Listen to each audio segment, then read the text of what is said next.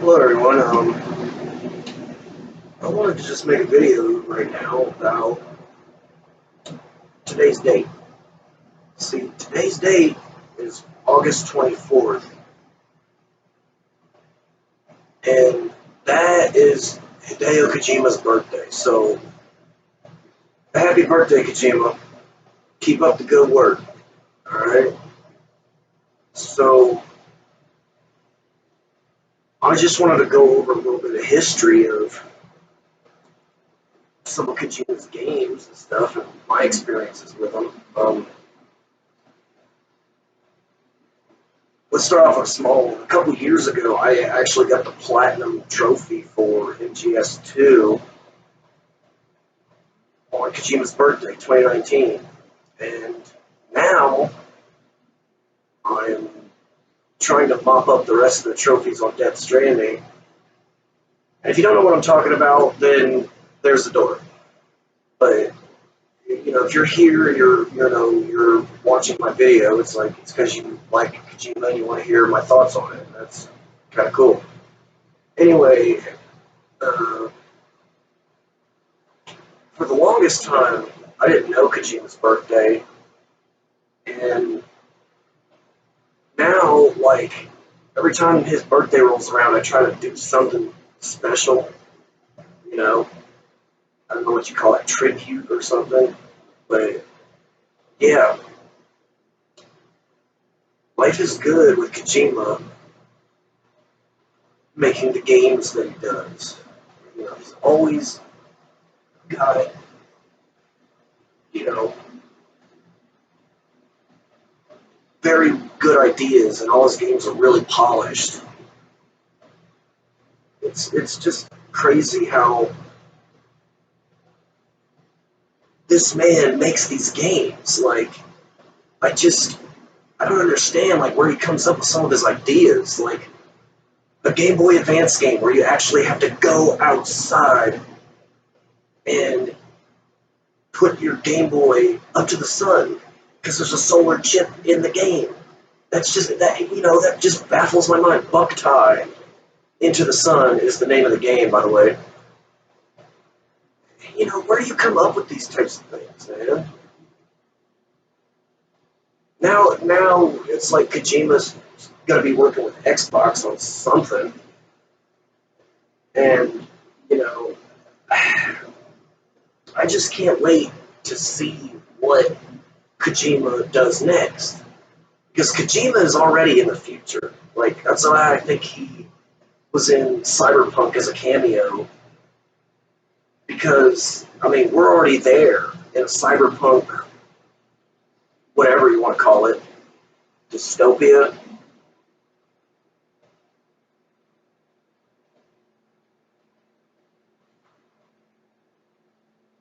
Just I can't put enough words into how I feel about Kojima games, because only Kojima makes those types of games. I grew up with the Metal Gear series, because I'm a '90s kid. I grew up in the '90s, and back then when I first played it, he only had Metal Gear Solid. It was up to that point. Now he's got, like 8 or 9 Metal Gear games, depending on how you look at it. And that's really cool, because they were always spy thrillers. And looking back at some of these games in retrospect, it kind of is scary how much stuff he talks about in his games, and then all this stuff happens in the real world. Life is funny like that sometimes. And here we are in the year 2021, and I'm making a video about a 58-year-old dude who, he says he's not going to stop making games until the day he dies. I got to give him thumbs up for that. I hope he's not offended at the thumbs up thing, because that's actually kind of offensive in Japan, but whatever. Well, got my PS1 right here, and I always just want to break out Metal Gear Solid and just boot up the title screen because it's so nostalgic for me.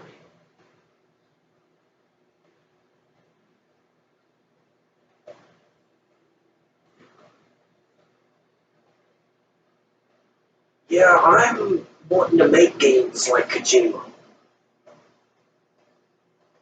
I wish I could work with Kojima, be sort of maybe an actor for him or something, you know? Because, I feel like I got enough talent and I can handle rejection pretty well, but, who knows? He's going to see this video and try to track me down. No, probably not, more than likely. But that's okay, because I will always buy his games, no matter what they are.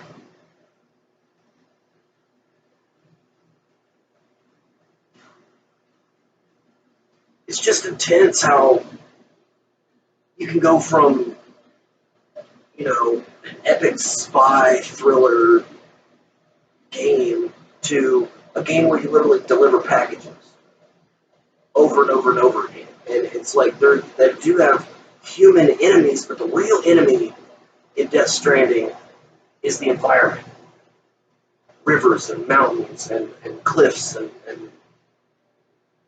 deep valleys and chasms and stuff. It's just, after playing through all the chapters to the very end in Death Stranding, it really made me open my eyes about uh, doomer culture, doomer music and stuff, because Low Roar makes a lot of, sad songs, and that's okay. Uh, yeah, like 2020 was like the perfect year for Death Stranding to really hit its stride. And I gotta give congratulations to Kojima for that, because he's had a vision and he saw it all the way through to the end. He didn't care if some people didn't like his game. It's like those games might not be for them. He's very humble and he's very I don't know, proud of his work. So yeah, I'm a Kojima fan for life, for the rest of my life. As long as I am breathing air, I will love Kojima's games. And one day I hope to meet him, just for a 10-second conversation. I don't care. He's a really cool person, and hopefully one day we can make magic, with what we're trying to do in this world. So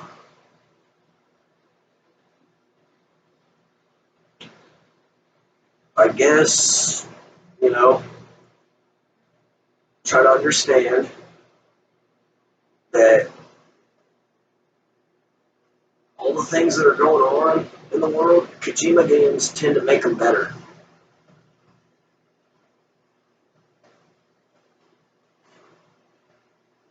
Kojima games tend to make, you forget about a lot of the troubles that people have, at least in my opinion.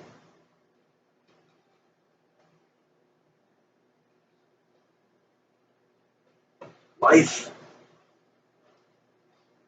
is very tricky at the moment, and now we have to figure a lot of things out and ask a lot of questions. And like I think Kojima said once, I saw it on a Did You Know Gaming video.